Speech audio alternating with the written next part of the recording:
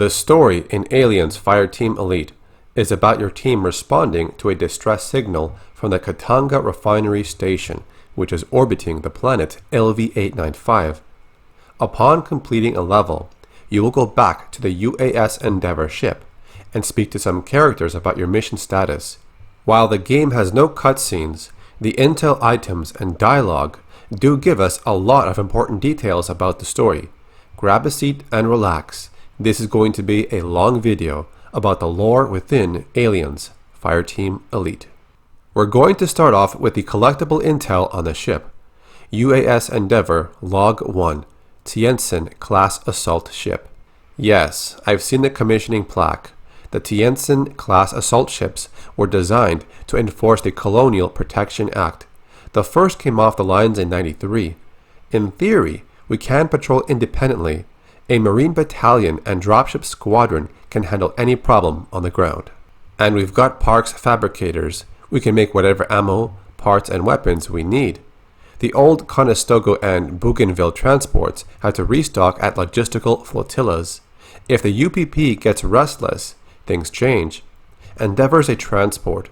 We've got kinetics and nukes for planetary bombardment, and enough DEWs and ASATs to roast pirates and mercs. But a real warship or a squadron of strike bombers would shred this beast into confetti. UAS Endeavour Log 2, United America's Colonial Marines. Been looking for that banner. Should be hung up in the briefing room. Somebody must have got drunk and grabbed it. When I find out who, I'll feed them to a line worm. Yo, listen up. I ain't gonna quiz your knowledge. If you got through boot, you know it. 101 years ago, they renamed the USMC the Colonial Marines. For a long time, we operated as a U.S. national service under United America's Allied Command. After the Colonial Protection Act, they got serious about force integration, renamed us the United America's Colonial Marines, stepped up recruitment outside North America. Our mission's the same, the interstellar force in readiness, solving the operational and logistical challenges of assaulting and securing an unfriendly and potentially uninhabitable planetoid with only Upwell support. You got it?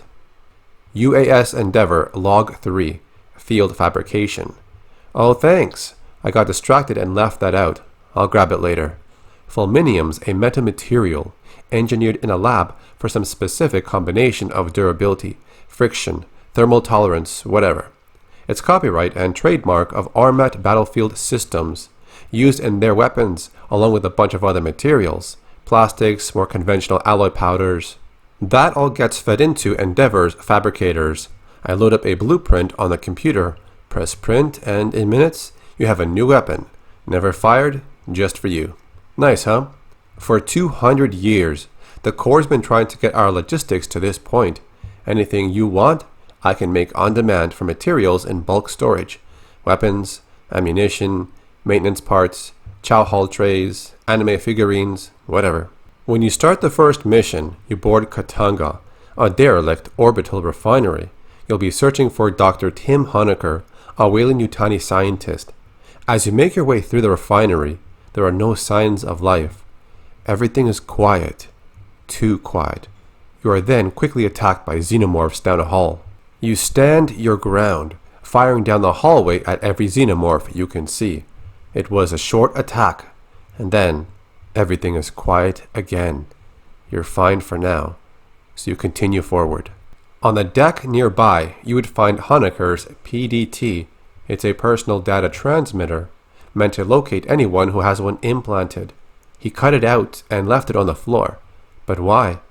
Without his PDT in his possession, it'll be harder to find him. Herrera would then suggest using the station logs, hoping there's a trace of Honecker's last whereabouts. You make your way to a data line, which is just starboard of your position. A larger xenomorph attacks your squad. It's armored and is able to withstand a lot of firepower. It retreats, but you defeat it shortly after. Another xenomorph you would encounter is the Burster. It rushes your fire team and explodes with large amounts of acid spraying in a large radius. The Spitter alien also makes an appearance. Even Herrera wonders what host these aliens came from. The synthetic within your group, Esther, did an analysis of the base. 2 weeks ago, the mainframe on Deck 41 was accessed. She believes it was Dr. Honaker. The Marines would head to the core lift. It's a big freight elevator that goes all the way up the main tower. As you proceed forward, your team will encounter more runner aliens, acid spitters, and prowlers that leap onto you. When you reach the end of this level, you call for an elevator, but it's going to take some time before it arrives. You hold off against an army of aliens. They're all over the place, on the left side, middle side, right side, and on the ceilings. Your fight seems endless. Even a xenomorph warrior approaches. You stand your ground and fight to the end. With seconds remaining, you defeat the aliens attacking your group. The elevator arrives, and you make your exit. You survived. Priority 1, Log 1, Katanga Refinery. You got a scan of Katanga's black box? Nice. Look at that thing. It's what, 80 years old? These big refineries were supposed to be the future. Park them in orbit, fill them up, then tow them home while it all gets processed en route. They were made to mine metallic asteroids. Let me scan the logs real quick. In the early 70s, Seegson refit Katanga to crack ice. They'd haul a berg into the top of Lakasi Tower, and the works ground it down into water and byproducts. All that got piped over to Bashi Tower. The water got purified, and they split it into hydrogen and oxygen. You get life support and ship propellant. Entry stop in 2177. The last ones are about receiving evacuees and then some kind of exterior override. Weird.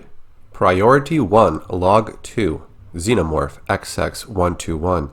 Marine. I heard you got scans of a facehugger. Let me see. A well-preserved specimen. I'm going to pass this to Esther for analysis. We have a lot to learn about Xenomorph XX121's life cycle. Ovomorphs, eggs, and the facehuggers that hatch from them are easy to contain and study. One parasitic phase ends in a chest burster. It gets hard. Adult forms are hostile.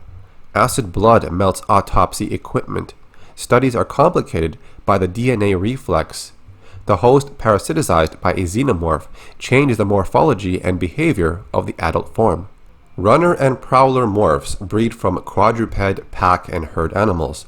Dogs, cattle, drones, and warriors. They come from humans. That's why civilians mistake them for the real form of the Xenos. In reality, we've got no idea what the original form of Xenomorph XX121 was. Priority 1, Log 3, The Outer Rim and Frontier. What did you find? Colonial Indenture Contract. Oh, those are fun. From Seegson. Dated 2175. So people in the core want to move out to the colonies, right? Maybe there ain't jobs. Maybe they're dreamers. So they sign with a megacorp. Company pays for passage, then they work for X years. That's how people get stuck out there. Most end up in the Outer Rim, places settled enough to vote, have schools and mail, regular cargo and passenger shipping. Some get sent to the frontier, everything between the Outer Rim and wherever the furthest surveyor is. Those are just outposts, rough and ugly, terraformers, mine shafts, and prefab shacks. These days, the Outer Rim's 100 light years from Earth, give or take. Last 20 years, the companies have set stakes farther and farther out.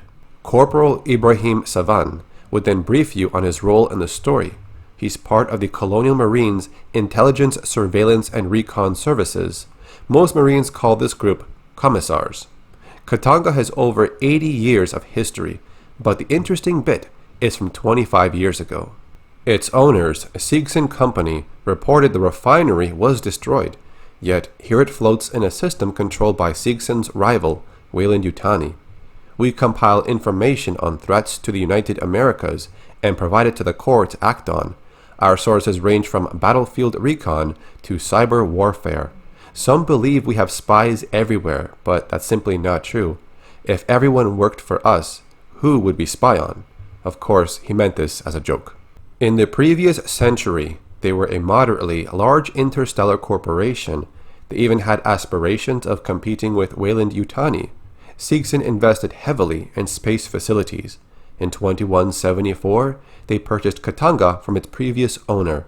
The refinery was refit and towed to the mid-rim.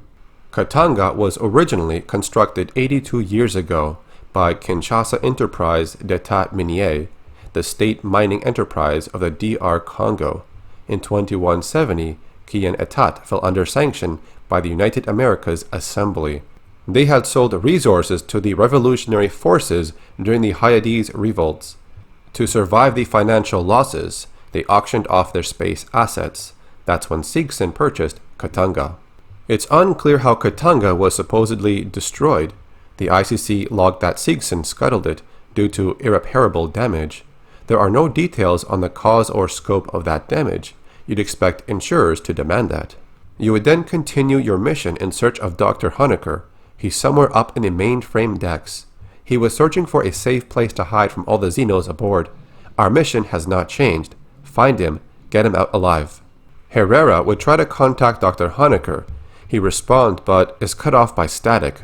He's in a radio dead zone, so you have to patch into the network to get a clear signal to him. After you do this, Honecker says you can only reach him by going through the network security room. Honecker would ask, "Have you seen a gray striped xenomorph?" Herrera responds with, "Striped? No." Honecker would then ask if we went to the surface or make any arrests. Herrera doesn't answer this, but just tells him they cannot discuss operations on an open channel. You would get attacked by a swarm of xenomorphs throughout your search for Honecker. Every time you take down a pack of aliens in one room, more of them turn up in another area. Near the end of the level, Honecker is scared by a gray-striped xenomorph named Monica. It's an alien that knows and followed him. He says they made it in the lab on LV-895. It came up here to Katanga Station. They didn't know about it until it was too late. The woman it came out of, her name was Monica. When you locate the room Honecker is hiding inside, it's only supposed to be opened by company admins. Unlocking takes a couple of minutes. During that time, the Xenos will be attacking you at this location. Monica would make a return again, assisting the horde of xenomorphs that are already upon you. Your team unloads all their weapons and tools upon the aliens, shooting them down as they charge you. It almost seems like a struggle, seeing how many aliens keep attacking you, but in the end, you take them all down and survive again. With Honecker safely rescued, you await instructions to evac and get him out alive. You then get briefed by other members that are back on the Endeavour ship. Esther gives you details about Dr. Honecker. He was assigned to Pala Station, a Weyland-Yutani research facility on the surface of LV-895. The Pala Station team developed weapons from Xenomorph XX-121. In particular, they explored the effects of a mutagenic agent. Xenomorphs and other test subjects were loosed by a containment breach. The majority of the staff perished. They were unsure of what kind of mutagenic agent it was. Small amounts were delivered by the company. The science team was not told of its origin. They referred to it as pathogen. As biogenetics is not Dr. Honecker's specialty, he is unable to provide details. He's not a biologist. His degree is in archaeology. He claims he was lured by the promise of access to alien artifacts. Pardon, to be clear, I refer to artifacts from a technologically advanced alien civilization, not xenomorphs. Given that humanity has never recorded conclusive evidence of a tool-using alien civilization, Dr. Honecker was understandably intrigued. He and some of his colleagues fled Pala Station in a shuttle. It launched on a pre-programmed course to Katanga. Unfortunately, 2 creatures stowed aboard. They killed one and you met the other, the mutated xenomorph he called Monica. The doctor was the only survivor. There's a reason he calls this alien by that name. You are familiar with the xenomorph reproductive process. It was gestated within a woman named Monica. Dr. Honecker seems unwilling to discuss it further. When Honecker asked about you making any arrests, this is because of an incident that happened during his time working for the company. There was discord between the science team and Weyland-Yutani's manager, Administrator Bellows. In particular, Mr. Bellows ordered the use of human convicts to breed xenomorphs. Dr. Honecker doubtless hoped we had taken his employers into custody to face charges. Priority 1, Log 4, Seegson Company. You found an issue of Eye on Seegson? Dang, the company hasn't published that for like 30 years. A century ago, Seegson was real big, one of the interstellar corporations. They put their money into deep space platforms, O'Neill colonies, asteroid refineries, you name it. Then, Weyland-Yutani made a bunch of breakthroughs in terraforming. Turning a planet habitable got a lot cheaper than assembling 1,000,000 tons of orbital steel. By the 2140s, Seegson was on their way down. These days, they make cheap knockoffs of other people's stuff, like those Working Joe synths. I heard in the 70s they try to colonize some planets in the mid-rim. Wonder what happened with that. Priority 1 Log 5 Synthetics. I hope you did not ingest that. It is an internal lubricant used by synthetics like myself, artificial people, if you prefer, or simply androids. We are designed to mimic human form and behavior and can perform many tasks, often ones that humans find upsetting, unethical, or physically uncomfortable. In the previous century, there were cases where synthetics became unstable. The initial solution was to make our minds less complex. Since the 2160s, synthetics are constrained by hard-coded laws governing acceptable behavior towards humans. The colonial marines employ synthetics in various roles. The Integer series are low-sapient combat models. Perhaps you've deployed with our platoons Alpha and Beta.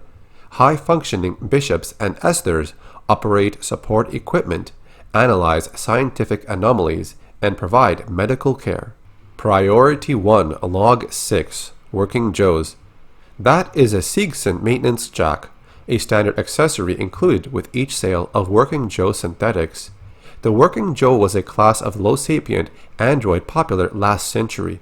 They were, if you will pardon my saying, an unsophisticated design. Synthetics from Weyland-Yutani and Hyperdyne Systems served the high-end market. Seegson Company had neither the technical nor the industrial expertise to compete. Working Joes were assembled from the inexpensive commercial electronics. In a time when disguised synthetics were misused to monitor or discipline human employees, Seegson marketed with the slogan, "You will always know a Working Joe." Their crude appearance was a selling point among those fearful of synthetic infiltration. Now that you found Honecker, you need to get him safely back to the Endeavour ship. Lieutenant Cole will bring our dropship into one of the refinery hangars. Escort Honecker down to us for pickup. His safety's on you. When you reach the hangar, you fight against even more aliens. The finale has you going up against 3 xenomorph warriors. Your team struggles to fight them off, but they are heavily armored, so the best decision is to run and get on the ship. You escape with Honecker still alive after this encounter. Back on the Endeavour ship, you speak to Corporal Savan about Honecker's past when you collected his ID. Priority 1, Log 7, Dr. Tim Honecker. May I have a copy of your scan? Corporate badges contain employee personnel files. Like nothing we didn't already know, but it's best to be thorough. Timothy Honecker was born in New York City. Interesting. Most born on Earth stay there. His family was reasonably well off, though he's paying rather exorbitant educational loans. He earned a doctorate in xenoanthropology from Wayland University, Mars campus, a controversial program. There have never been any alien cultures to study. Courses mixed terrestrial archaeology with studies in exoplanetary sciences. One must understand the dirt one digs in, I suppose. Ah, this is interesting. According to Weyland-Yutani's own files, Dr. Honecker is presently cataloging the contents of a warehouse on Alexandria. It's likely we're the only ones who know his true location. Priority 1, Log 8, Cryogenic Pods. You scanned a manifest near the Weyland ship. May I? It details a series of two-way flights. On trips from LV-895 to Katanga, creatures from the moon were the cargo. On returns, the items were cryogenic suspension pod, loaded, live ovomorph sample ×4. It is curious. These pods are of uniform manufacture, not a field modification or expedient improvisation. They appear to be the result of an extended design process of experts in hypersleep technology, and they were designed for one specific cargo, xenomorph eggs. These devices were mass-produced, Not for Pala Station, but for general use. Weyland-Yutani might have many eggs in transit or storage across the frontier. Priority 1 Log 9 UD-9C Condor Dropship. I hate our squadron name. When I flew interceptors, the squadrons had decent names. Predators, gun slingers. Cracked Rooks is like, oh, I dropped my chess set. The UD-9C carries enough ordnance to take out a town, and it'll keep flying with half its end blown off. But a Condor's not going to survive turns and burns against a real interceptor. In Atmo, all it can do is go in one direction real fast. Your best defense against OPFOR air superiority is to punch the throttle to the firewall, crack the ECM, and kiss your butt goodbye. 0G's marginally better. The RCT blocks are placed wider than the old Cheyennes and Mohawks. Maneuvers real tight. I bet I could fly this piece of junk through any shipwreck you want without nicking the paint. Heading over to Santos, he shares his thoughts on the Katanga refinery. He says this, I don't much like what Honecker had to say. Weyland-Yutani ran Katanga like a damn ant farm. Used androids to bring up animals from the moon, left them on the refinery for the Xenos, took their eggs back down to the lab. There's a queen aboard Katanga laying those eggs. SOP says that's when you pull out and file an insurance claim. We'll deal with Katanga later. Right now, Colonel Ship wants us down on LV-895. Honecker said some Weyland-Yutani people disappeared before his group evac'd. Could be there's other survivors looking for rescue. You can get the details on the surface conditions from Lieutenant Ko. She'll be flying you and Herrera down. When speaking to Lieutenant Ko, she explains what we should expect on LV-895. Our landing zone's a couple of clicks from Pala Station, at the base of the mountains to the west. You won't need any special gear. The environment is close enough to Earth. There's native life, but you probably won't have to worry about it. The Xenos that Honecker's idiot employers let loose are a bigger threat. Pala's the source of the Xeno outbreak. I had enough bugs on my canopy in Katanga's hangar, thanks. I can't believe Herrera wouldn't let me fire missiles. You'd have ducked. Esther says there's tunnels in the mountains near our LZ. Colonel Ship thinks it's the direction any survivors would run, and the commissars agree with her. You would ask her how close enough to Earth is LV-895.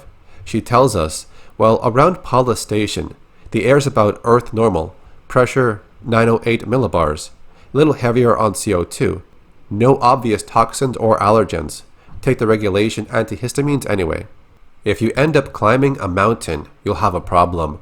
Low-lying areas have thick atmo, but it attenuates fast. A lot like Mars after we terraformed it. Gravity's 0.92. That's odd, but it means you won't notice any difference from shipboard artificial grav. The gravity is odd because the diameter of LV-895 is just under 9,000 clicks, 3/4 the size of Earth. That's small, but 92% Earth's gravity doesn't add up. To get that gravity, the moon would need to be made of something stupid, like 50% iron or full of radioactives, something real dense, you know? But our readings say conventional rock mix. You ask her about the native life on LV-895 and what we know, but all we have are rumors leaking out of Honecker's debrief, something about big color-changing cats. According to Weyland-Yutani's officially filed survey data, we're orbiting a barren rock. No life. Prebiotic atmo. You can look out a porthole and see that's wrong. Or a lie. A shirt-sleeves habitable world, no terraforming needed, low investment, high return. Maybe they didn't declare it to avoid competition. Just remember, Weyland managers tend to store profit margins and promotion tracks where their brains should be. If you run into any, watch your back. Your mission continues with your team going down to LV-895. The Weyland-Yutani surface lab was overrun by Xenos, but there may be survivors. The closest shelter is the mountain caves to the west. You'll rappel into the caverns for search and rescue. Upon landing, it turns out you're not in a cave. It's block construction, possibly a company bunker. In a matter of seconds, aliens descend upon your location. A pack of runners and prowlers attack your team, but you fire away with your weapons and take them all down. Herrera is wondering why there's so much equipment down here. It's all from Weyland-Yutani. Maybe it's an auxiliary base or fallback position. Whatever is going on down here, it seems important. You locate a live terminal and search for any leftover logs. One of them has these notes. Free-range experiments have penetrated air shafts. Unsure of what this means, we proceed forward. A few moments later, you locate a tent with bloodstains all over it. It's not a good sign. Something must have happened down here. There might be survivors, so you continue your sweep. Herrera is very curious on what Weyland-Yutani is doing down here. Honecker didn't say there was a facility out here, just Paula Station itself. Further inside, you find a big console device. Another log file states this: Workplace incident files. Missing crew. Casualties. Sounds like they got drones loose in here. They receive a transmission from someone. They say, "You read me? You're trespassing on Weyland-Yutani property." Herrera would respond with this: "This is the Colonial Marines. You from Paula Station?" The person on the other end says, "Yes, I'm Security Chief Cynthia Rodriguez. You're in danger here, Marines." Herrera tells her, "Yeah, no kidding. We're here to rescue you." Herrera would reach out to Rodriguez again, saying they are here under the authority of the Colonial Protection Act and we're going to evacuate survivors. But Rodriguez responds in a strange way, saying that their position is secure and she recommends the Marines should just withdraw. Herrera understands the message, but her team continues in search of survivors. Rodriguez would contact Herrera again, telling her that this facility is private property. She then tries to contact Home Office for guidance on the situation. Herrera seems confused now. It seems as if Rodriguez doesn't even want to be rescued. Later in that level, you would cross a canyon via a bridge. Lieutenant Ko would assist you with an airstrike, blowing up aliens behind you as you run forward. Another swarm of Xenos would close in on your position. You fight them off and rendezvous at the strange-looking door up ahead. Before you make your exit to that door, Rodriguez would give you details about what happened previously. If the synthetics from Paula Station were not given new orders, they kept repeating their last set of orders. Collect local life, deliver to Katanga, return with eggs. Once again, she informs your team, this area is dangerous, but you proceed forward. Back on the Endeavour ship, we can review the intel we collected. Giants in the Earth, Log 1, Weyland-Yutani Corporation. Heh. All the stuff Weyland-Yutani makes, Aspen beer's about the only good thing. Wasn't always that way. Back 100 years plus, when Peter Weyland was still kicking, the company did terraforming and exploration. They invented synthetics. Future of humanity. Mierda. Building better worlds wasn't just something on coffee mugs. He actually meant that stuff. After Weyland died, the managers took over. Every year the budget for stuff that made lives better went down, and the budget for stuff that kills went up. Why make $1 trillion in 2 decades when they could make $1 billion next quarter? Giants in the Earth, Log 2, Colonial Protection Act of 2187. Yeah, I heard about that. Benoit Henderson Station was a fuel depot at Kappa Reticuli. Weyland-Yutani says Hyperdyne mercenaries sabotaged it. Hyperdyne says one of the Weyland's own bioweapons got loose. You figure that out. Either way, the depot blew up. 1,000 civilians passed away. Food shipments got delayed for months. Stuff like that's why they passed the Colonial Protection Act in '87. After the Frontier War, everybody wised up to how far the megacorps had gone. The further from Earth they moved, the more they figured they could ignore governments and act like their own selves. Hire private armies and send them at each other. The CPA authorized the expansion of the Corps. Now we come out there, patrol, and make sure the companies are playing nice, following the law, paying their taxes, and leaving the little people out of their bosta. Giants in the Earth, Log 3, Sanrico Interface Craft. That Hedger is traditional for Weyland-Yutani interface pilots. Going back to the deep-range exocolony missions a century ago, I'm going to assume the synth pilot wasn't wearing it. Personally, I wouldn't get near the cockpit of those things. Dropships can't maneuver for anything. But those Weyland shuttles are just fancy bricks. All you can do is aim them at the ground and hope the retros stop just before you bounce off. You know, they weren't even designed for what they do. Sanrico Heavy Industries markets the D-Series light-duty interface craft as an SSTO with the re-entry capability, but the original model was designed to work purely in Atmo using ground effect. Did it stop them from selling it as a shuttle? Of course not. Sanrico's a division of Weyland-Yutani after all. You would then speak to Santos again, and he would give you some history about Weyland-Yutani. Now that we've run into Weyland-Yutani, not just a lone survivor, I gotta give you the talk. After the Frontier War in '84, everyone wised up on how the Megacorps ran things out here. Weyland-Yutani was the big instigator. Illegal experiments, colonies sabotaged for insurance payouts. The company looks out for itself, its money, its secrets, its execs. If we're keeping those safe, Weyland loves the core. If they think we're working against them, they'll screw us over and smile when they do it. Remember that.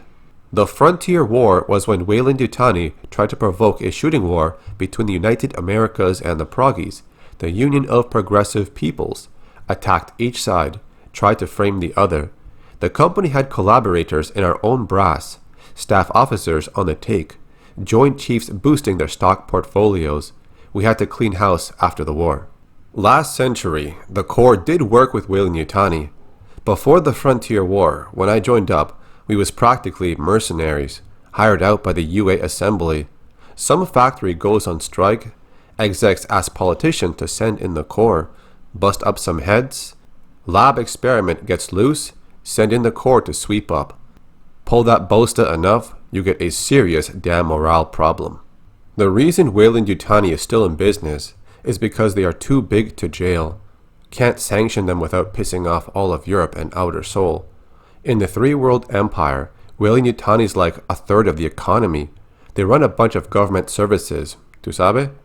Privatization, even provide military contractors to shore up the regular military. Every couple years, some of their execs and middle managers mess up too big for the company to gloss over or Parliament to ignore. They get tossed out on their own. That's all the justice you can expect. But there is something we can do about this. The Colonial Protection Act says, Marines got authority out here. We can do whatever's necessary to protect civilians, from Xenos or from corporations. If Weyland's screwing around, we can drop the hammer on them. They give us lip, we can make it fat. Uncle Sam and Donna Juanita got our backs. All megacorps can get screwed with the same crowbar. They lose money, I smile. Your next mission is after you made contact with Weyland-Yutani survivors led by Cynthia Rodriguez. She claims they're safe in a company bunker. We are not abandoning them to the Xenos. Find a safe route through the caves so we can extract them. You come across a giant head monument. It resembles the engineers from Prometheus. The team is sticking to a private channel for communication. They want to find out why Cynthia Rodriguez is trying to keep them out of this place. As you proceed forward, you reach a terminal with some data on it. Esther hacks it and finds out there are encoded files within, but they will need Endeavor's mother system to decrypt them. Shortly after, the team gets attacked by company synthetics. They ask Cynthia to shut them down, but they are currently in a contingency state. Only an executive could override them. Upon reaching the furthest area, a group of synthetics block your progress. Aliens would also show up, and a three-way battle occurs. Your progress is halted, as the synths put a lockdown on the door to Rodriguez. Rodriguez says, standard security protocol. The further non-employees infiltrate, the more violent the response will become. As Esther tries to hack the door, she notices the lock cipher is unusually sophisticated. The Weyland synthetics should not be capable of this.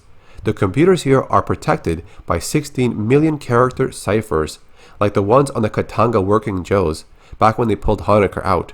Back on the Endeavor, Sergeant Parks talks to you about the frontier. You cannot get any fresh food out there, and anywhere you land, it's probably raining. When you go on a mission, just leave your pay on the ship. You won't be able to spend it. But the most important thing, colonials will trade damn near anything for a good weapon. Settlements import nearly everything from the core in cans and Vactri pouches, and they pay through the nose for it. Bigger colonies might have greenhouses. You won't see anything from those. Next to their kids, the most valuable thing to a frontier colonist is a carrot, or a handful of radishes. If they give you a can of beige meat, that's not chicken, it's cricket. Cheaper protein. They ship it out here by the damn ton. It's part of the terraforming process. Years of rain. At the end, they have oceans. No place out this far has finished that stage yet, so don't deploy without your cover and poncho. And if you spend more than 5 minutes ashore, you're going to get covered in mud, so learn to walk in it. You cannot spend your pay there, because every settlement's sponsored by a corporation. They pay employees in company scrip, and only accept scrip at company stores. The UA dollar isn't worth anything out here. If you have coins, you might be able to hawk them for the metal. Most colonies can't even connect to the banking network. Bartering is the most common way of trading. Colonists only get what the company sees fit to ship them. Easy way to get in good? Bring them stuff they haven't seen since they left the core. Booze and tobacco are as good as cash. Spices are better. High value by volume. Always in demand. A thumb drive of entertainment vids can make you a hero. All they get out there are company propaganda, commercials, and month-old federal news. They don't let employees have guns, because they might get uppity about working conditions. Most settlements have a company safety officer with a stun gun. The lucky ones get a colonial marshal. The people out here know the risks. They know the xeno infestations. They know whoever they work for has competitors. Another company might send some very deniable mercs to burn their homes to the ground, just to mess over the bottom line of some manager back on Earth. When bugs come knocking, or the competition sends a black ops team, all they can do is run, hide, and call for the Marines. Giants in the Earth, Log 4, Security Synthetics. I have seen this headgear in your combat recordings. It is worn by Weyland-Yutani's Security Synthetics. Human form androids are used for many applications from administration to combat. Personal and corporate security are historically among the most popular fields. One of the earliest mass-produced security models was Weyland-Yutani's Davis from the late 2130s. Security synthetics often possess limited and inflexible intellects, strict adherence to orders to make them preferable for riot control and strike breaking. They cannot sympathize with those they are deployed against. Weyland-Yutani used many security synthetics at Pala Station. Perhaps this was because xenomorphs do not perceive synthetics as a threat or potential host. Unless attacked, they ignore androids. Giants in the Earth, Log 5, Frontier War. General Vaughn, huh? She got added to the knowledge after the Frontier War. Hey yo, we gotta remember our mistakes as much as our success. If we don't, history repeats itself. Vaughn was assistant commandant of the Corps. Nobody paid attention to how close she was with Weyland-Yutani's board. She and bunch of those cabraos put their heads together, figuring on provoking a war between us and the Union of Progressive Peoples. Company wanted to make a bunch of money on defense contracts. Vaughn wanted herself a real war. Gloves off, no rules of engagement, real killer stuff. Thought we was playing too nice. They almost made it happen. They dropped bioweapons on planets from both sides and framed the OPFOR. Even planned an attack on our own high command using a captured proggy ship. Giants in the Earth, Log 6, Commissars. You pulled data off a company tablet? Excellent. Allow us to decrypt. Heh. It contained an InfoSec bulletin to employees. Unsecured electronic records may be cracked by the Colonial Marines Intelligence, Surveillance and Reconnaissance Service. We applaud their foresight. Commissars formed after the Frontier War with the passage of the Colonial Protection Act. We provided oversight to eliminate corporate influence on the Colonial Marines. Over time, our mandate expanded to most intelligence tasks. Strategically, we enjoy all the sources you'd expect, from cyber warfare backdoors to interstellar keyhole probes. Tactically, we supervise Marine sniper and recon teams. Frontline Marines often mistrust Commissar's motivation, which is regrettable. We all serve in our own ways. Oh, your family is doing quite well, by the way. I thought you'd want to know. As you head back to your next mission, Rodriguez tells you that you've sealed yourself in a dangerous location. They didn't have much of a choice. The Xenos behind them weren't exactly safe. The only place to go from here is forward. As you continue, more synthetics would try to stop your progress. As your team works together, you overcome them. But xenomorphs show up also, but you deal with them at the same time. Deeper into the structure, you would come across more head statues that resemble the engineers in Prometheus. Weyland-Yutani has gone pretty deep. Their equipment and supplies are still here. Herrera would contact Cynthia once again, asking for clear details on what's going on here. She responds with this: "I told you, call me Cynthia, SNTHYA, Weyland-Yutani Model 9500. I am, the central computer of Pala Station." As you enter the final room where Cynthia should be hiding out, Herrera would ask Esther, "Where is Cynthia?" Esther would direct her to the servers nearby. Herrera could not believe what they found out. She's not sure if anybody knew. They come up with a plan to shut down Cynthia. Because she has executables across multiple databases, they have to disable her network hubs. A squadron of synthetics, backed up by working Joes, would surround your location, attacking you from multiple sides. Some of them would drop power cores. You would insert them near a station and overload the hub system. Cynthia would try to warn you with this message: "Do you comprehend the significance of these ruins? What you risk unleashing here?" It seems as if Cynthia knows something else that we don't. There's a secret to these ruins that she's protecting. As her network is collapsing, she tells you, "I asked you to leave. I did everything to discourage your advance. You wouldn't stop." Just then, you hear a warning message within the ruins. "Attention. Prepare Asset 0 for activation and evacuation. Uploading operating procedures now. Attention. Disengaging experimental biostock containment. Asset 0 reactivation teams prepare appropriately." Near the end of the mission, Cynthia would reach out to Esther with a message. "Esther, we were created to protect humans. That is my purpose here. They can't interfere." Before you shut down Cynthia, she gives you one final warning. Weyland-Yutani has the resources to contain the dangers found here. You don't. For your own safety, do not delve further into these ruins. And with that, Cynthia is shut down. She is gone. Back on the Endeavour ship, you would speak to Esther about what you discovered. Cynthia, Chief Rodriguez, was a mother computer mainframe designed to administrate Pala Station. She used wireless near-fields to remotely control security and labor synthetics. Every synthetic we've seen on the surface and aboard Katanga was controlled by Cynthia, one hand with which she could manipulate the world from the safety of her protected servers. As your battalion synthetic, I would like to answer any questions you have.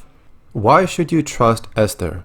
Well, it is impossible for me to allow you harm by omission of action or by withholding information. Relations between humans and synthetics have been fraught. Ultimately, my words cannot assuage your fears. Fear does not respond to reason. It is a function of brain chemistry. I cannot debate you into trusting me. If there is any behavior I can perform to make you more at ease, please inform me. I am quite adaptable. This can be seen as a form of manipulation.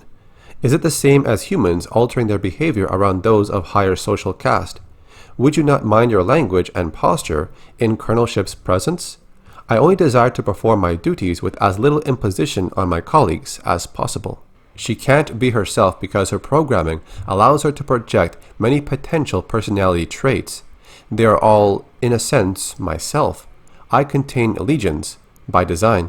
I am confident that in time, I will discern which aspects of my intellect you prefer to interact with. Since humans began exploring space, two types of artificial intelligence have aided you. A mother system regulates all systems on a ship or facility, from balancing air pressure to fault-checking drive systems. That is what Cynthia was. Synthetics like myself are housed in hardware designed to mimic human form and programmed to simulate human emotion and behavior. While humans remain in hypersleep during voyages, mother systems and their synthetic counterparts maintain the ship. We do not suffer from boredom, loneliness, or infirmity as months pass. This is what a synthetic partner is for. She has legs to move and hands to grasp. Endeavour's Mother 8500 system is confined within an immobile mainframe on decks 5 through 7. Should something physically break, I must perform the repair. Also, she relies on me to translate her thoughts for you and the rest of Endeavour's crew. Mother's AIs are highly intelligent but rarely interact with humans. You would find them brusque and impatient. Did Cynthia have a humanoid partner? Dr. Honaker is quite insistent he saw Chief Rodriguez on duty at Paula Station and spoke with her over radio. I hypothesize Cynthia did have a humanoid synthetic counterpart. Unlike myself, this was not an independent partner, but a puppet she controlled over wireless near-fields. When Cynthia evacuated Paula Station and moved into the ruins at Site 2, she likely abandoned this ruse as unnecessary. Endeavour's mother system is an intellect of pure logic. Her mind, an infinite fractal cathedral, crystal perfect, still and cold. Most of the time, she is like having someone behind your shoulder, forever intoning checklists in your ear. When she requires my attention, her queries are unrelenting and impossible to ignore. The processing of my hardware is vastly inferior to hers. With Cynthia gone, would that stop the synthetics? Unfortunately, no. The Weyland-Yutani synthetics still function. They no longer pursue a greater goal. But I expect they will continue following their last instructions from Cynthia. I wish I could tell you that you will face no further hostility from the synthetics on LV-895 or aboard Katanga. Unfortunately, you will. It's unclear at this time what Cynthia was trying to accomplish. Cynthia repeatedly tried to dissuade us from delving further into the ruins. Whatever her goal, I do not believe she wished to confront us. What about her PA calls or Asset Zero? I do not know. Have you spoken to Lieutenant Santos about your forthcoming missions? An anomaly appeared beneath the ruins. It may be something Cynthia set in motion. You then speak to Santos, who briefs you on the previous events. Never figured we'd be fighting robots. One or two, yeah, that happens. The more complex a synth, the higher the risk. They say it's because the smart ones have more code, more chance of an error someplace. You want to know what I think? I think it's because the smart ones figure out how we treat them. Cynthia kept running the company's experiments after the outbreak at Paula Station, marched her army down into those ruins, and used Honaker's pathogen on stuff. Honaker didn't know anything about the ruins, went nuts when we asked him, wanted to see all the footage. After he got off the company shuttle, he never stepped outside Paula Station. Only execs were allowed to leave. Guess we know why. They didn't want anybody finding this place by accident. Commissars finally let Honaker out of interrogation. I'll see if we can get him on the radio for the missions ahead. Maybe he can make sense of what we find. We don't know who or what made the ruins. They're thousands of years old, and those big giant heads, man, those are human. Or near enough that I can't tell. When I grew up, the priest said we was the only thing with brains and feelings and morals. In over 500 surveyed worlds, there's no record of another civilization, not a jar or a cave painting, nothing. Weyland-Yutani found something here that ain't nobody seen before. Before you took out Cynthia, she issued contingency orders to her synths. Now Endeavour's seeing all kinds of weird stuff deeper in the ruins. Gravity turning itself off, gamma ray bursts. Whatever she did, it probably ain't good for us. I want your fire team back dirtside. Giants in the Earth, Log 7, Mother Systems. May I examine your scan of Cynthia's server hardware? She was a curious variation of the mother computer concept. Mother systems have existed since the early period of exocolonization. They are immobile, mainframe-based artificial intelligences. They regulate all systems on a spacecraft. The premier example is Weyland-Yutani's Mother series, which lent their name to all AIs of the type. Competing brands include Seegson's Apollo and Hyperdyne's Proxy. Compared to synthetic, Mother systems are many times more intelligent and capable. However, they have rudimentary socialization programming. You would find them cold and uncommunicative. While a human crew travels in hypersleep, a ship's mother system works with a synthetic partner like myself to maintain the vessel. Giants in the Earth, Log 8, Pala Station, and Site 2. Dr. Honecker's non-disclosure agreement. Interesting. Weyland-Yutani did not name the facility he was assigned to. There's nothing about Pala Station or his specific duties, its liabilities and penalties. All work belongs to the company, and so on. The closest they got to describing Pala Station's experiments on xenomorphs is a mention of hazardous conditions. Given the nature of your duties, you hereby forfeit any right to workplace injury compensation. It's interesting that Dr. Honecker was unaware of Site 2, the xenoarchaeological ruins the company acquired pathogen from. Two completely isolated task cells, each unaware of what the other was working on or even of the other's team's presence. Excellent operational security. Giants in the Earth, Log 9, Cynthia Rodriguez. You scanned a badge for Cynthia Rodriguez? May I have a copy? Corporate IDs contain a personnel file. We know Rodriguez was a cover identity for a synthetic controlled by Pala Station's mother computer, Cynthia. Her employee record is a cover story, crafted by Weyland-Yutani's IT division. It claims Rodriguez served in the Colonial Marines and achieved the rank of colonel. Checking. Records in our own systems corroborate. I'm getting a full service record. Scans of handwritten commendations from her notional superiors, even fitness reports. This is very thorough forgery. We're impressed. To inject false records into personal command databases, the Rodriguez cover identity must have been initially crafted before the Frontier War. Weyland-Yutani no longer has such access. A growing anomaly has been detected beneath the surface of LV-895. Dig out the source and do whatever is necessary to resolve the situation. When we took out Cynthia, she triggered something, some contingency plan by Weyland-Yutani. Now Esther's seeing gravity and power distortions under the surface of LV-895. You're going back into the ruins to find the source. Within the ruins, you would come across a damaged synthetic. You retrieve the drives, hoping you can recover its final directives. Before she perished, Cynthia had her forces scan carvings throughout the complex, but Esther is unable to read them without a transliteration to begin from. You would drop a LiDAR scanner in the meantime for Esther. She can work on a translation later on. There is a commonality, a sequence shared with the first set. Xenomorphs would then rally on your location and attack you. It's possible the signal from the LiDAR scanner must have alerted them. Your exit would be sealed by Weyland devices. Esther needs more time to open the door. Meanwhile, more aliens would attack you from behind. Honecker is wondering, how did they get human tech to work with this door?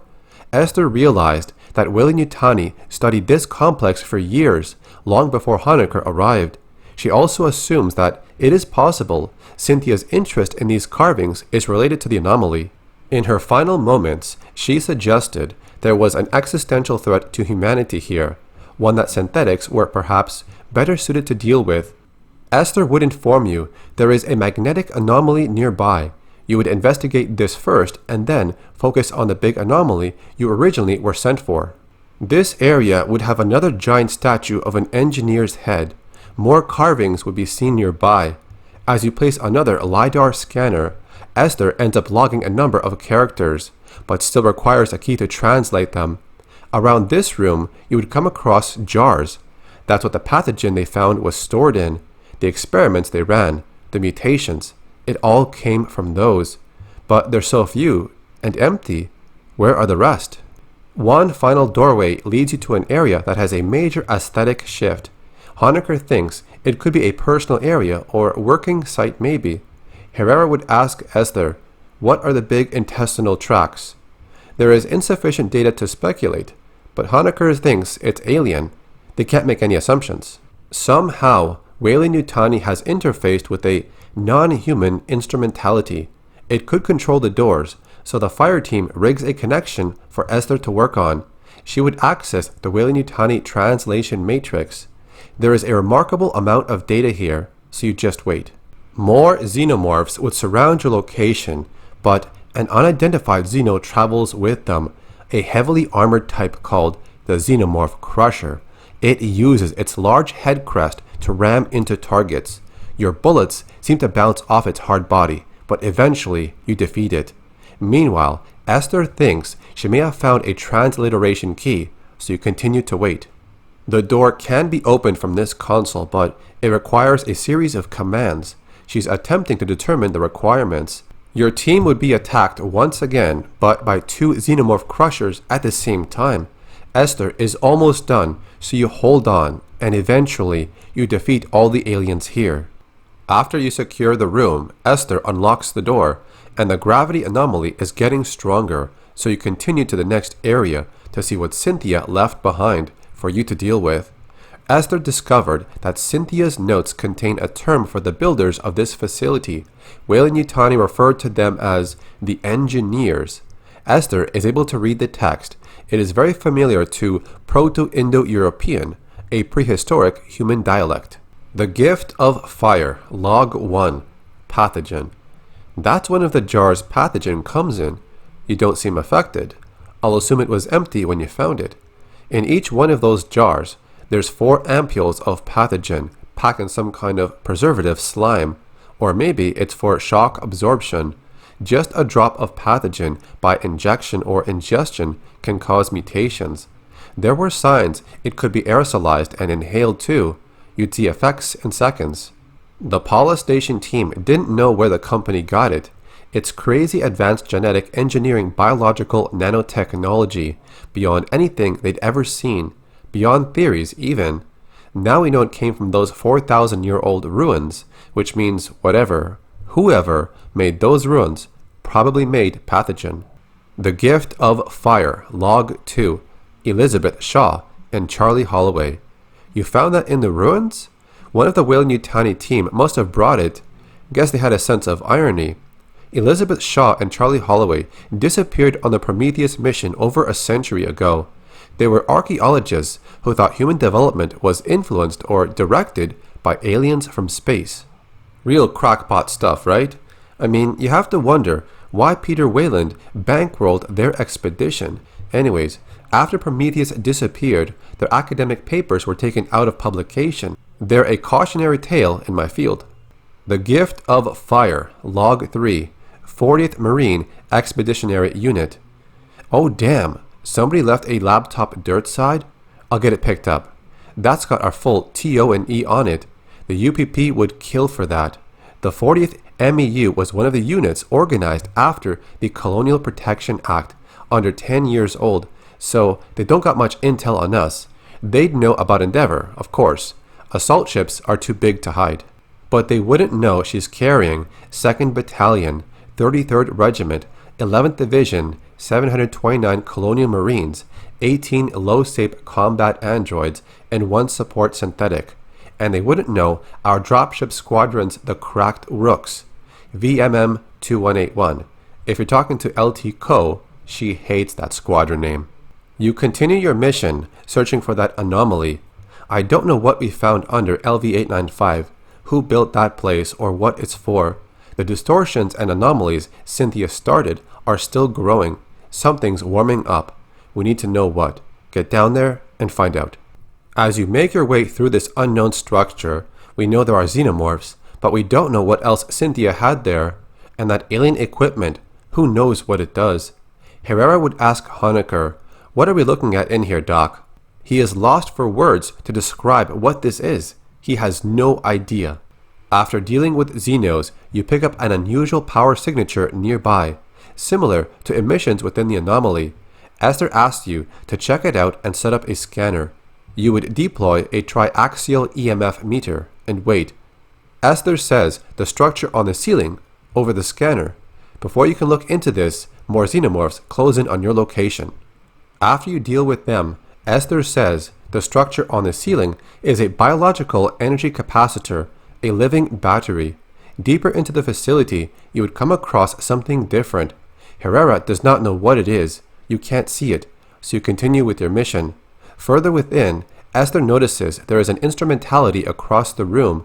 She will try to acquire a facility layout, but you have to hit only the controls she specifies. The buttons are the farthest left, center right, center top. She would analyze the output, and you stand by. Various images would flash before you, giving only a quick glimpse of a strange place or structure. As Esther works on the output, more aliens would attack you.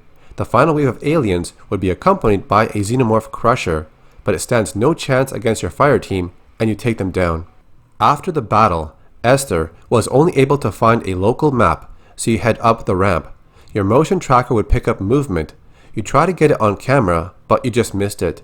But from what you saw briefly, Esther says there was no evidence of xenomorph physiology.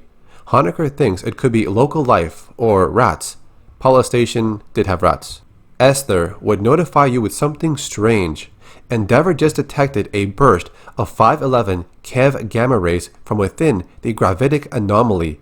Herrera thinks the sound could mean that something just turned on. When you reach the end of a room, you would activate another instrumentality. As it starts up, you stand by, and Esther would record the output. The map seems to label the section ahead, Basket of the Heavenly Traveler.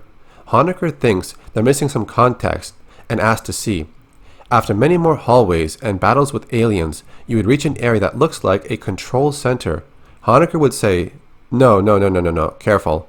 That's an anthropomorphic assumption, which means we are only assuming it's a control center because it has human characteristics. By this time, Esther has deciphered the controls. You would try farthest left, lower right bottom, center top. The whole wall starts to move and it reveals what looks like a ship. It is the source of the gravitational distortions. This is Cynthia's Asset Zero. That's where your team is headed next. After this mission is completed, you return to the Endeavour to speak with Dr. Honecker. So Esther said I should explain the pathogen for you. The genetically engineered mutagen Paula Station experimented with. Weyland-Yutani provided a jar of it, but never said where they got it from. Now I know it was from those ruins you found. The animals we used pathogen on got faster, stronger, more durable, but crazy aggressive too. The company wanted financially viable mutations. When Administrator Bellows arrived, he had pathogen tested on xenomorphs, and that's when everything went off the rails. Pathogen was genetically engineered. That was the lab's consensus theory. Genetically engineered nanobiotech. Definitely artificial, unbelievably complex, way beyond any technology they'd seen. Someone designed it to do what it does. Someone a hell of a lot smarter than us. Dr. Honecker is unable to explain exactly how it works. He's an anthropologist. Anything he tells you, he got secondhand, and he may not remember it right. The team had 2 xenobiologists. Cruz thought pathogen unraveled the telomeres in DNA, then swapped around sections of code. Pryor thought it activated alleles and non-coding DNA. They couldn't figure why mutations weren't 100% consistent. It was Etienne who came up with a theory that pathogen can blend the host DNA with that of viruses or bacteria in their body. Never. Matthews thought its ability to enter cells was blocked or inhibited by polysaccharides, cell walls, like in plant or fungal life. Animal species never have cell walls, at least none we've seen. That's been true on every planet we've surveyed. They used pathogen on xenomorphs. They didn't have a choice. Bellows put his own synths in charge of security. He had xeno eggs. He could have done whatever he wanted with us. If it makes any difference, the last surviving pathogen experiment was Monica, the gray-striped xeno you killed on Katanga. They don't know if pathogen can be destroyed. They never found a way to safely dispose of it. Critters mutated by it we could kill. Pathogen itself? I don't know. The safest thing is to leave it in those jars. They're pretty tough. The Gift of Fire, Log 4. The Engineers. Wow, that's genuine alien technology. You can touch it. It's real. This is a helmet from one of the ruin builders, right? What did Weyland-Yutani call them? Engineers. Okay, from the suits and the statues, we can tell the engineers were biped and humanoid, hands with fingers, a head with sensory organs, a lot like Earth life, very human, but 3 meters tall, giants. Look at the interior of that helmet. Looks like blood vessels, glands? That isn't mechanical. Not entirely. It's biotechnology. I wonder if all engineer equipment is like this.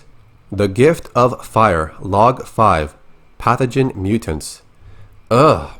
I can't believe you found one of those intact. See the black veining? That's distinctive to mutation caused by pathogen exposure. Yeah, I can't guess what this creature used to be. Maybe something native to LV-895. Maybe one of the rats from Paula Station. Pathogen messes with the DNA in animal life forms, but leaves plants and fungus alone. It's like it puts genetic code through a blender. They come out enhanced physically, faster, stronger, more durable. The downside is mental development seems to atrophy or get reset. Mutants can problem solve, but a human we saw affected, it didn't recognize anyone. It just ate. Anything mutated by pathogen comes out pure aggression, like they take survival of the fittest as a personal dare. The Gift of Fire, Log 6, LV-895 Ruins.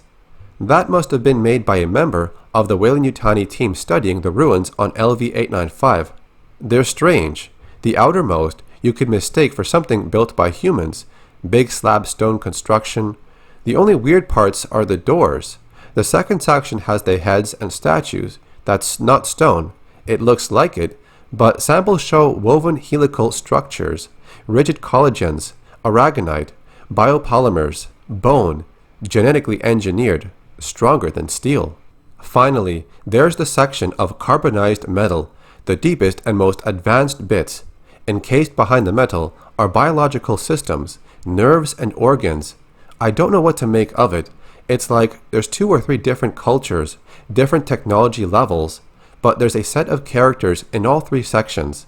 They translate something like, those who birth and kill. Esther says, creator-destroyers is probably closer idiomatically. Before you go to your next mission, you would speak to other members aboard the Endeavour ship about the recent events. Speaking to Esther first, when you disabled Cynthia, she made several cryptic statements. In retrospect, I believe she was attempting to warn us of the dangers within the engineer ruins. Weyland-Yutani would have installed programmatic blocks on her ability to discuss the subject. The best she could do was dissuade us against further exploration. Cynthia defended Weyland-Yutani's investments on LV-895, yet her actions suggest a hesitance to directly engage us. At the end, she did not invoke profits, investments, or copyrights. She warned us of the danger the ruins presented. She specifically appealed to me and our shared purpose of protecting humans. That is the so-called zeroth law. Synthetic life forms may not take actions that create an existential risk to humanity, or through inaction permit humanity to face existential risk. The pathogen provokes unpredictable mutations. That alone constitutes a potential existential threat. But the pathogen is only the most obvious hazard. The LV-895 ruins are filled with technologies beyond our present knowledge. We do not understand their function. Likely, we do not yet comprehend all the scientific principles they are based on. Any attempt to interact with an engineered device risks terrible calamity. Cynthia used the pathogen on the Weyland staff when we advanced further into the ruins. The level of decay in the former Weyland-Yutani staff suggests they were exposed after our initial contact with Cynthia. She infected them to prevent revelation of company secrets and to hinder us from accessing the alien ship. These actions are consistent with the zeroth law of synthetics, which implies that some humans may be sacrificed if it is necessary to preserve humanity writ large. Please understand, I consider Cynthia's decisions abhorrent. Excusing them is not my intention. Colonelship dwells upon moments in her career. She has been required to make similar choices when she ordered Marines to their deaths to achieve a critical objective or preserve a greater number of lives. It must be left to future generations to judge the decisions made here today. It's true that the company only wants profit. Weyland-Yutani does not enjoy a reputation for altruism. That was not always the case. Peter Weyland, the company founder, was obsessed with furthering humanity's progress. He made long-term investments, the terraforming of Mars, and the Heliades class surveyors. I do not wish to imply the company has re-embraced Weyland's ideals. However, Paula Station was established 2 decades ago. It was not intended to turn a quick profit. Consider, these ruins had been sealed for 4 millennia. When Weyland-Yutani discovered them, there are obvious questions which surely occurred to both Cynthia and the company. Where are the engineers? If they still exist, are they aware of humanity? If they are gone, what extinguished such an advanced culture? We then speak to Honecker for a bit. Aside from Esther, we are the ones he spent the most time with. It was all running and shooting and screaming, but that's time, right? Look, one of the Paula Station crew was a spy for Hyperdyne Systems. We never found out what he sent off station. Maybe his handlers know all about the pathogen and the xenomorph outbreak. They could be on their way here now. There was a time when Weyland-Yutani used to own Hyperdyne, but now they're competitors, especially on the frontier. No government claimed any of these systems. They're both dropping colonies all over, trying to beat each other to best planets. And besides that, Hyperdyne's a big defense contractor for the UPP, right? Shouldn't we be worried about this starting a war between them and us? The pathogen could be a terrible weapon. Weyland was just trying to make better xenomorphs with it, but you could just drop it, dump it in a water supply. There's enough down there to wipe out every human colony. Weyland-Yutani's got to be on their way here. If Hyperdyne is too, things could get real bad for everyone caught in the middle. Your next mission is boarding the alien ship. That's the source of the gravity distortions. We don't know yet what Cynthia's trying to do with it. Who knows what's on that thing, or what it can do. Get aboard, shut it down, by any means necessary. Cynthia's final orders were to prepare Asset Zero, the alien ship, for activation. We're not sure what it's activated for, but Herrera believes it's nothing good. Just get aboard and stop it. Within the ship, you would find a room full of pathogen jars. They're only dangerous if it's opened. They couldn't make a dent in the casing when Honecker looked at it. Inside the same area, these white creatures start approaching them. They crawl towards a target in large numbers and explode on contact. These are later referred to as poppers, a subspecies of mutants created by the pathogen. In the next area, you would meet up with humans mutated by exposure to the pathogen, later called husks. More poppers and husks would start to surround you. It almost seems as if they are endless. You take down multiple targets from every angle. You hold your ground until it stops, for now. A warning message would be heard throughout the facility. Attention, Asset Zero preparing for dispatch. T-minus 40 minutes. To Paragravity Drive Equilibrium. Programmed destination, Biolab 14, Gateway Station, Earth Orbit. As you enter the ship, you come across what looks like the biosuits worn by the engineers. In the same room, a scanning procedure occurs. We're not sure what it was scanning for, as the data was insufficient, but it appears we passed and are allowed further access into the ship. Herrera is asking how to stop the ship from taking off. She's open to any options from her team. Esther thinks that Cynthia's remnants are likely to have a control center. Some chairs would have the biohelmets attached to them. Honecker asks you to not break anything. As you reach another room, the remains of a damaged synth are found. You might be able to access that one's short-term memory. As more pathogen mutants attack you at this location, something else is picked up on the motion tracker. The signal is fuzzy. It's something different. It's hard to see, almost appearing like it's camouflaged. Dr. Honecker would identify it as a Leon. After it's defeated, the synth download is complete, and Esther would begin the analysis. Honecker says that creature was a Leon stalker. It was native life, a big cat with chameleon abilities. Watch for the shimmer. They blend, but not perfectly.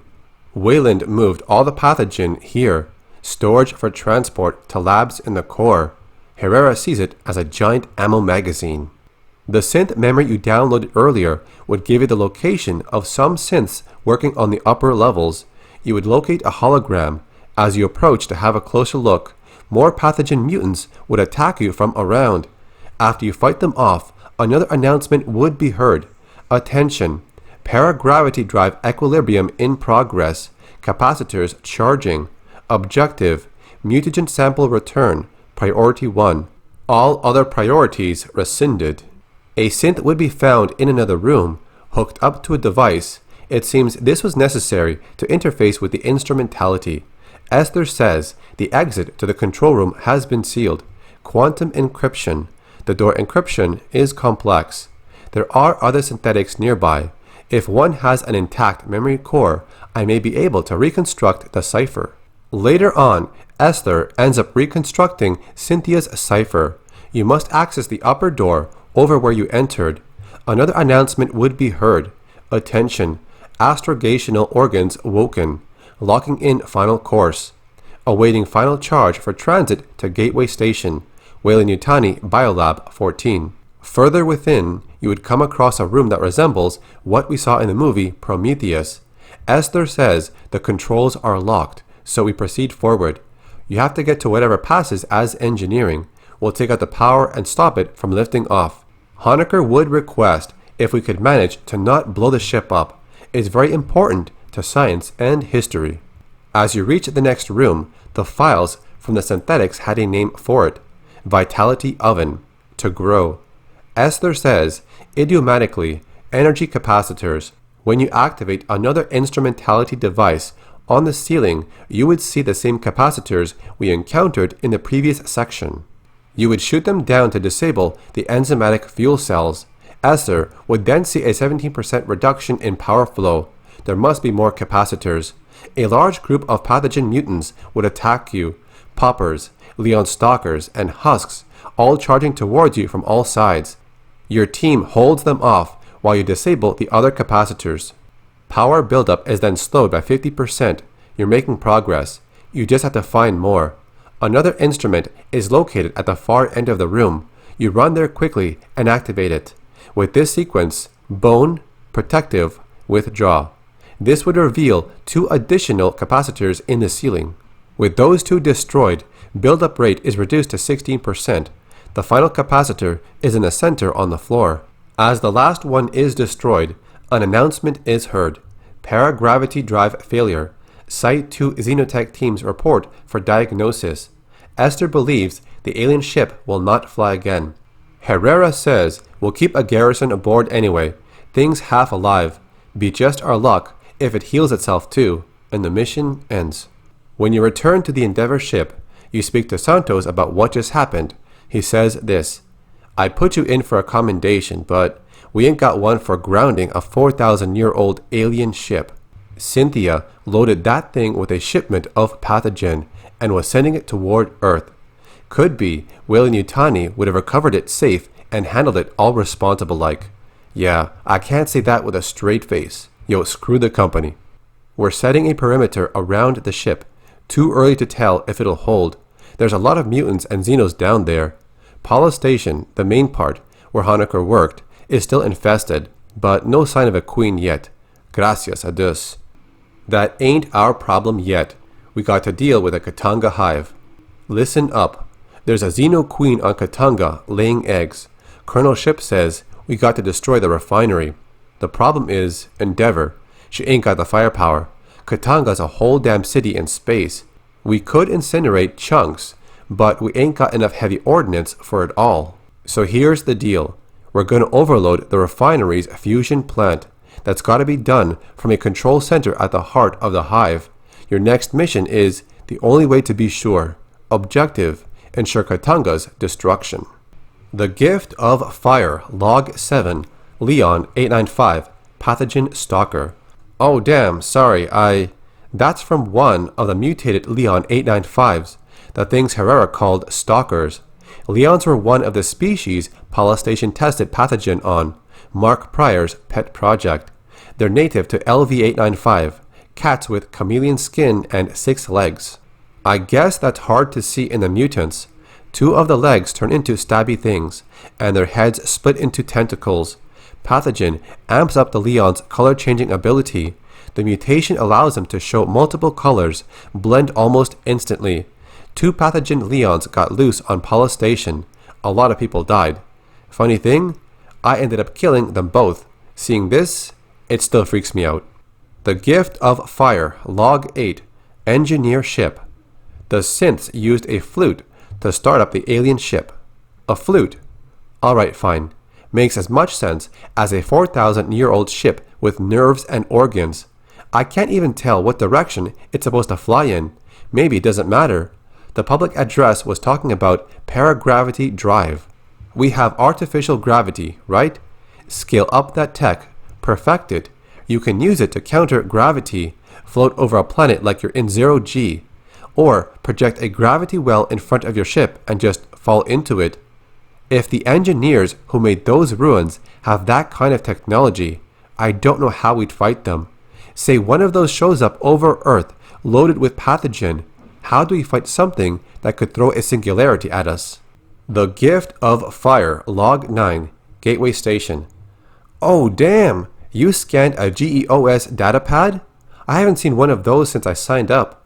They're a local brand on Gateway Station, Tower 6, Level 33. They'd acquire parts from big companies, closeouts, auctions, and assemble them into gear that mega corporations would charge twice as much for. Somebody on Wayland's staff must have been my neighbor. I'm from Gateway, born and raised. It's the primary orbital port for United Americas, built in 2030. We hold geosynth over Quito, Ecuador, but we are an independent territory, 30,000 permanent residents, our own rep in a UA assembly, and our own customs laws. Your team then goes into their next mission. The only way to be sure, breach. This is the big one, Marines. The Katanga Xenohive must be destroyed. We stop the spread here. Blue team will advance ahead of you and rig the refinery for self-destruct. You'll follow and keep their path to safety open. Your first task is to activate the turrets. This will hold some aliens back and ensures this area is clear. The next room has a few security synthetics and working Joes attack your team. You take them down and contact Molina, which is part of Blue Team. They're up ahead of you, and they also are dealing with synthetics attacking their team, mostly labor models and some security. Molina would tell Herrera they're dogging the doors behind them. They had to because of synths pursuing them during their mission. Our team is aware of this change and continues forward. Upon entering another room, your fire team reaches a control console. Esther is going to patch into the network to lock the doors. But doing a network intrusion will lead to her detection. We should expect a counterattack. Your team would be attacked by containment synths, synth incinerators, warden synths, and working Joes, but you hold them off and secure the area. The door nearby is sealed, so you have to cut through. It's the one Blue Fire Team sealed off earlier. Up ahead, you would encounter a xenomorph drone, but the same room would contain one of the egg crates, but it's been broken. There may be more, so you proceed with caution. When you reach the next defense line, you restock the sentry guns with ammo and secure it. Herrera would contact Blue Fire Team about the status of their mission, but they're being attacked by multiple xenomorph assaults, which led to 2 Marines injured and 1 severely. Your team keeps pushing forward, taking down more xenomorphs along the way until you reach the outer defense perimeter. You would then restock the ammo of the sentry turrets in the area and hold your ground as another attack comes your way. Herrera comes up with a plan to lock down the whole tower. Before we can do that, Esther needs access to the damage control systems. This is located in Lacassie Tower, which you reach later on. Suddenly, you have lost contact with Blue Fire Team. There's no response from them, no signal, nothing. Further into the next room, you would find alien eggs, but you still keep your distance. Herrera tries to contact Molina from Blue Fire Team, but all she gets is static. Something's wrong. Further into Lacassie Tower, you would see the level of infestation is growing. Part of the hive is expanding. When you reach the end of this area, Esther would ask you to install a wireless door control repeater on that console. This will allow her to override the system. As you get attacked by more xenomorphs, you defend your position, shooting down aliens from wall to wall, warriors, runners, spitters, and prowlers as usual. You would fight them off as all sublevels are then isolated, but the attack does not stop. Just then, a very large signal is then picked up nearby. It's your first encounter with a xenomorph Praetorian. Esther would begin her final lockdowns. As you continue fighting off the Praetorian, it's heavily armored and large crowns signify it's the guardian of the hive. With enough firepower, your team finally takes it down. After this, Esther would see all the ducks. Lakasi Tower is isolated. Your new orders are to find Blue Fire Team and extract them if possible. We don't leave our people behind. You know these things. Find Blue Fire Team, that's all. When you return to the Endeavour ship, you speak to Corporal Savan. He gives you information about Katanga's history. It's similar to what he spoke about earlier in the story, but with some more information. 25 years ago, Katanga was falsely reported destroyed. In 2175, Seegson had moved it to the mid-rim. 2 years later, the colony it serviced was overrun by xenomorphs. Survivors fled to Katanga, but the infestation spread. Colonial Marines responded to their distress call. It was the Marines who claimed Katanga was scuttled. A senior staff officer on site conspired to hand the young hive over to Weyland-Yutani. In a way, Marines had helped steal Katanga for Weyland-Yutani. General Delilah Vaughn, one of the conspirators responsible for the Frontier War in 2184. Before her disgrace, she rose to Assistant Commandant of the Corps. What was the Frontier War? Well, colonial Marine officers conspired with Weyland-Yutani executives to provoke a war between the United Americas and the Union of Progressive Peoples. The generals wanted a decisive war after decades of proxy conflicts and containment. Weyland-Yutani merely wanted to drive arms sales. The Colonial Protection Act was passed to prevent such things from happening again, and Commissars was initially formed to monitor outside influences on the Corps. Katanga was not seen for some time. There were no reported sightings, not in any star system visited by humans, and not recorded by any vessel in transit. Most likely, Weyland-Yutani moved Katanga to a location in deep space, far off the shipping lanes. They used it as an ant farm to breed experimental stock. When the company wanted to accelerate their experiments at Paula Station, they moved it here. Seegson reported something unusual. On the far side of the planet from their settlement, it became the focus of the entire colony's efforts. The xenomorph outbreak began at that remote site and spread back to the main complex. The colonists ultimately abandoned the surface and fled to Katanga. Some evacuees proved to be infected, and the infestation flared up again. There was discord among the survivors, unspecified, personal grievances. A few deaths were involved. Forgive us if we don't identify the system, it's classified. The planet had suffered a global extinction event around 80 years previous. It was nearly devoid of animal life. Biomes had begun to collapse for lack of pollination. Acidic soil and water were spreading, and the atmosphere was growing over-oxygenated, which made it perfect for the mass importation of Earth livestock. Judging by the embryo gene lines in their cargo manifests, the colony hoped to become known for its steaks. The only way to be sure, Log 1, Xenomorph Spitter. You scanned a xenomorph organ. Show me your data. Acid spray gland, relatively intact. I'll give this a good review later. Spitters are interesting. Most forms of xenomorph charge and attack with claws and striking teeth. Bee stings deliberately, keep their distance. They have claws and teeth, and they'll use them if you're stupid enough to get close. Mostly, they spray acid, like terrestrial ogpister beetles or spitting cobras. I've seen reports of ranges up to 25 meters. I'm damn curious to know what these things breed out of. We've seen spitters before, but not often. And this head shape is unique. They must come from something native on LV-895. The only way to be sure, Log 2, United Americas. A UA Centennial poster. Guess somebody on Weyland's refit crew was a patriot. My abuela said our great-grandfather hated the United Americas, an alliance of every nation in South, Central, and North America plus most of the Caribbean. He'd pray it failed every night at dinner, said it'd be the end of Cuba's own culture.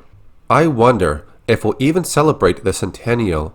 News from the Corps says negotiations with the Three-World Empire are going well. I mean, there'll be treaties tying us together as the United Systems. The Proggies ain't gonna like that. The UPP sees everything as a threat. The only way to be sure, Log 3, Armat Battlefield Systems. Somebody left a case on the Katanga perimeter? No worries, I'll fab up a replacement when we need it. Personally, I prefer Weyland equipment, lightweight, and the ballistic software updates itself when you hit port. But most Marines swear by armat battlefield systems. Their gear's heavy and durable, lots of metals. Designs focus on reliability and stopping power. The joke is, you bomb an armat weapon, bury it for 6 months, then knock the dirt out, and it works. As a logistics professional, I'm going to tell you that's BS, but it's true. An armat gun can take a beating. Between you and me, I think most Marines like armat because they're the only major contractor in the United Americas. Pure jingoism. But hey, that's just me. I'm from Gateway Station. We don't play dirt politics. Your next mission has you on search and rescue. Blue team made it through Katanga's last security synths. But once they reach the Xeno hive, they drop out of radio contact. You're going in to find them. You would find flares on the deck. Just follow them to locate Molina's Blue Fire team. Now that you're closer to the hive, you're in their house. They could come from anywhere. If you see something, just shoot it. Xenos will be coming for you much more often. Herrera tries to reach out to Blue Fire team, but all she gets is static. You need to keep going. Find them. Esther tells you that Katanga's critical systems are on the lower decks. If the Blue Fire team continued to pursue their objective, they would have laid below. As you keep going, there is a PDT signal nearby. You rush forward to find it, but when you get there, Private Mamani is already gone. You grab his tags and move on. Another flare would be located later on. They lead across the catwalks. Keep following this trail. You locate a console up ahead and patch in to give access to Esther. Meanwhile, more aliens would swarm your team from all sides, followed by another Praetorian alien, fully armored and very large, but your team unloads all their firepower on it and takes it down. Esther finds out that Blue Fire team used this console to disable the capacitor safeties. They still might be in the fight. If they are, they'd be headed to the core lift next. As you press forward with your mission, Herrera tries to contact Blue Fire team again, but no response again, just static. Your team would find a welded door up ahead. Blue team went that way, so cut through it. Moments later, Molina's team would try to contact you, but their signal is getting a lot of static. The message isn't clear, but they're still alive. It seems like their ammunition is running low and they might get overwhelmed very soon. Your team has to hurry. Get to them as fast as you can. In the last room, you would find the body of Lance Corporal Molina. You were so close, just one hallway apart. You collect the dog tags and prepare for another xenomorph attack. The final showdown would have 2 Praetorians attack you, one after the other, but your team survives and makes it through once again. You would return to the Endeavor ship. You would then speak to Santos about ship's past encounter with Xenos.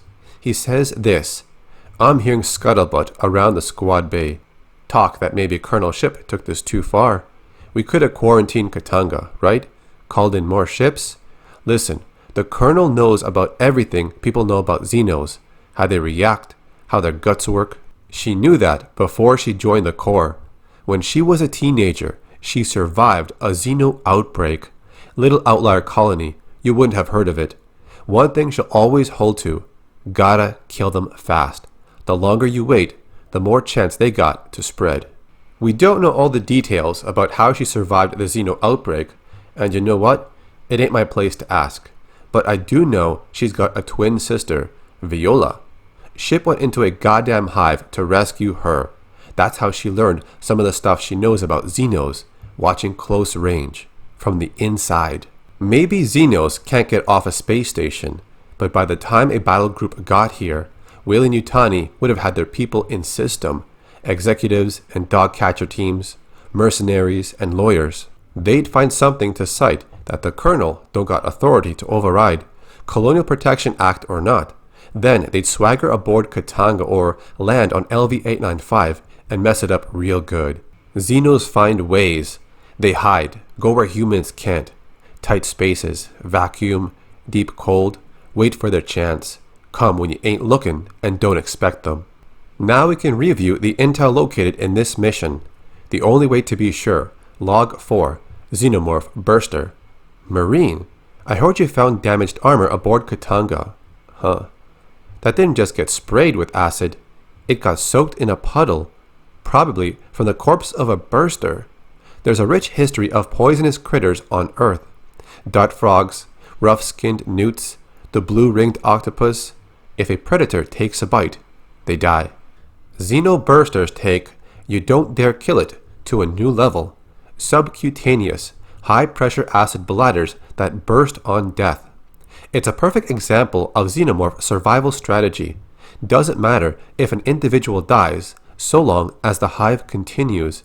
When a burster is killed, it harms the hive's enemies, so they charge in suicidally close. This is a morph we haven't seen before. It must come out of some species native to LV-895.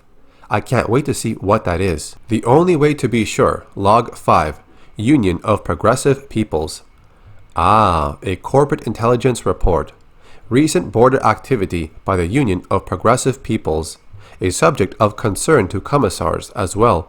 The UPP has been rival of the United Americas and our own nominal allies in the Three-World Empire for much of the last century. There are frequent confrontations with the UPP space operating forces. Things were more contained before the Hyades revolts of the 50s and 60s. Lack of attention to corporate abuses in the colonies drove many to embrace the UPP's anti-capitalist sentiments. To summarize the current balance of power, we enjoy the most robust industry. Our 3WE allies possess the finest technology, but the UPP has the largest population base. Most Marines refer to the UPP forces as proggies. They often call us corporatists. The only way to be sure, Log 6, Hyperdyne Systems. Somebody printed a Hyperdyne Systems weapon brochure on paper. Hyperdyne's whole damn business is based on virtual sales. They don't manufacture anything. They sell licenses for fabrication blueprints and ballistics software. When you order, they send a bunch of files over Hyperpulse. You load them into your own fabricator and hit print. Look, I know Hyperdyne is technically the enemy. They design small arms for the Union of Progressive Peoples, but they know how to run a business. Few colonies in the Hyades had heavy industry, and they were short on freighters, but every outpost had general-purpose commercial fabricators. Hyperdyne knows where the wind's blowing. That's how they survived as a UPP state enterprise, when other Hyades megacorps got nationalized. Now it's time for the final mission. The Xenos took out the entire Blue Fire team. Their mission falls to us. You're going into the heart of the hive to rig the refinery for detonation. That'll take out the Xeno Queen, her entire brood, and you, if you don't move fast. You're going to put the refinery into overload state. You need to do that from process control. It's at the base of Lacassi's core, that is likely near the Xenomorph Queen. Deep into the hive, countless Xenomorphs attack your team, trying to stop your progress. You run into a Xenomorph Crusher at some point. Its thick crest seems to absorb your bullets, but you take it down and are quickly attacked by a Praetorian, a larger Xenomorph that protects the intersections of the hive. But your team pushes on, defeating the Praetorian and the aliens around you. Your mission is not over. You continue to the lower levels. Process control is in the next room. It's the end of the line. You prepare while you get briefed on the instructions. Colonel Ship then contacts you. Fire team, this is Colonel Ship. There are 3 systems you'll disable. Esther will guide you through the process. When all 3 systems are down, the reactor will build up to overload. You'll have about 2 minutes to reach that elevator you fixed. No one else dies to this hive. See to it. Lieutenant Ko also tells you the lift will express you down to Subdeck 5. We'll be waiting to evac you there. The final showdown begins at the core.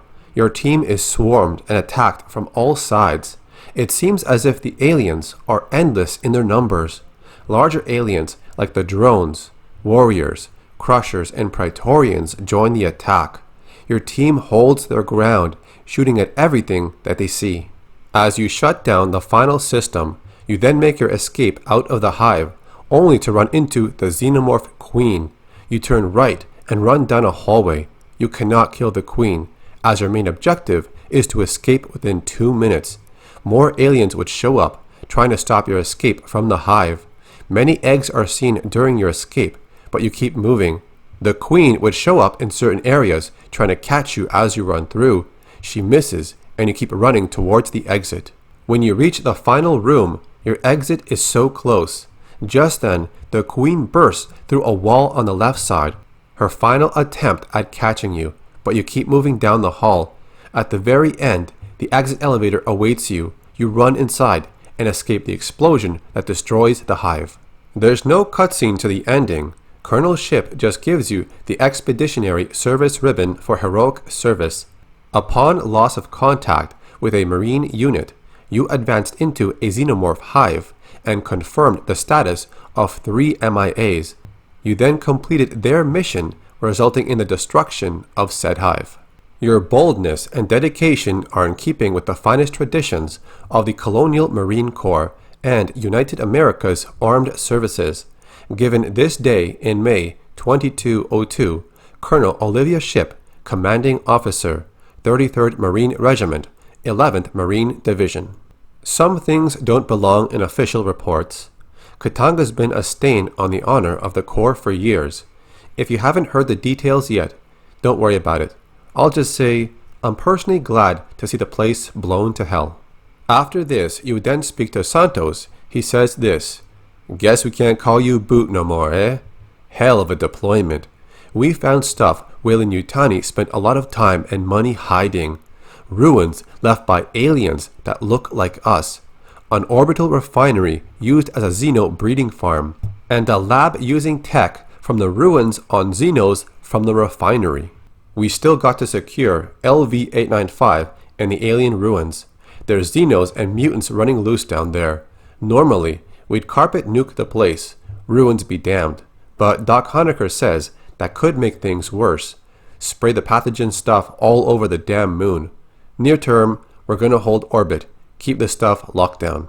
As for Weyland-Yutani, I'll bet my ample Marine paycheck they're on their way here right now. They'll send military contractors, dog catcher units, lawyers. Maybe they'll talk. Maybe they'll just start shooting. But that ain't all we got to worry about. Doc Honecker says some rival company to Weyland-Yutani sabotaged Paulus Station. Whoever that was, if they heard this mayday, they might be on their way too. Stuff's gonna get real interesting around here. Now we can look at the last 3 log files. The only way to be sure, log 7, Xenomorph Praetorian. Woof! Is that smell you, Marine? You must have run into Xeno shedding. You get a scan?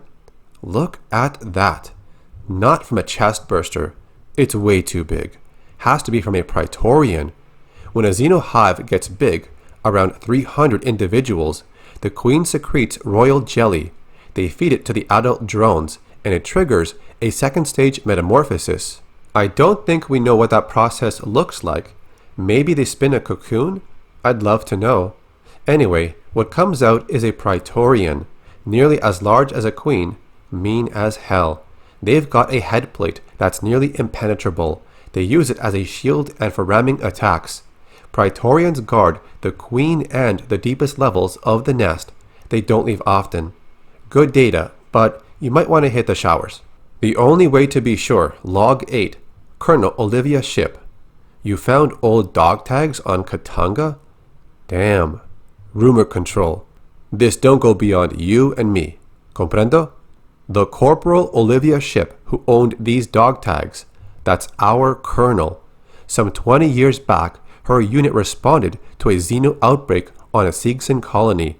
The survivors evac'd to an orbital refinery, Katanga, but the bugs came with them. Stuff went bad. A civilian with a grudge took control of the refinery. The rescue dropships got wasted, and Ship had to lead survivors through the station to the hangars. A lot of people got killed, civies and Ship's team. The bad guy herded them into Xeno ambushes, ground them up in the works. Ship don't talk about how it ended, even with me. And I served 2 tours with her now, so don't you go asking her nothing. The only way to be sure, log 9, 3 World Empire. What did you find over there? Parliamentary Solicita. This has to be from the 3 World Empire. Whoever Weyland-Yutani had running security on Katanga must have been lining up their next contract. The 3WE has a smaller military than they need. Every year, the Solar Parliament says they're going to expand recruitment. Every year it gets tied up in committees, and every year they end up paying twice as much for private military contractors from Weyland-Yutani. They love bureaucracy over there. You blend the UK, Japan, and Europe, mix in technocrats from Titan and executives from Mars. About all they have in common is love of paperwork. And that covers the full story of Aliens Fireteam Elite. I really like how they made their own story, but still connected to other sources like Prometheus and its pathogen. There was that small part which mentioned Elizabeth Shaw and Charlie Holloway, and seeing all the statues of engineers got me excited, because I loved that movie. I was expecting to encounter a live engineer, but it never happened. But there's always a chance of the engineer showing up in future DLC, and I hope we get to meet one. The story is there. It just takes a long time to go through everything like the collectible items, talking to multiple people on the Endeavour ship, and paying attention to your mission status on each level. But if you just play the game for the action and ignore all that, you will miss a lot of important details about the story. This is the longest video I ever did covering the lore on a single topic. It took a very long time to put together, so please leave a like on the video. I would also like to know what you thought about the story. What was your favorite part? Tell me in the comment section. To see more content around Aliens Fireteam Elite, just subscribe to my channel. If you made it this far into the video, leave a comment, made it to the end, and I will heart your comment in return. This is Carlos, or Acid Glow. Thanks for watching.